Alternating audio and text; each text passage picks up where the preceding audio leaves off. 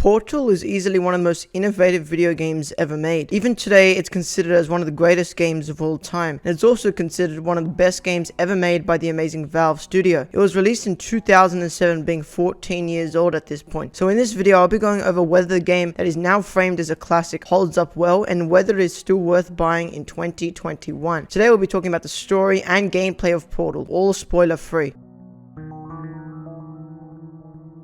As most know, the story of Portal is definitely not its strongest aspect. It's just a backdrop for the game's fantastic and revolutionary gameplay to take center stage. Here's a little synopsis of the game's main story. In this game and the second Portal, you'll take on the role of Shell, a young woman who is stuck within the Aperture Science Facility. Shell is forced against her will to solve different tests of varying difficulty in chambers designed by an insane and rogue AI named GLaDOS. That's pretty much it, and there isn't really that much more to state about the game's story, but it's interesting enough to the point where you want to see where the game takes it next, but it definitely isn't the main reason that you would want to play this game in the slightest. And instead, that goes to the core reason why Portal is considered such a fantastic video game classic in the first place: its innovative gameplay. Overall, even though I'm of the opinion that the game's story wasn't too important, it was still worthwhile to see how the game's story played out over the game's about 3 hours of runtime.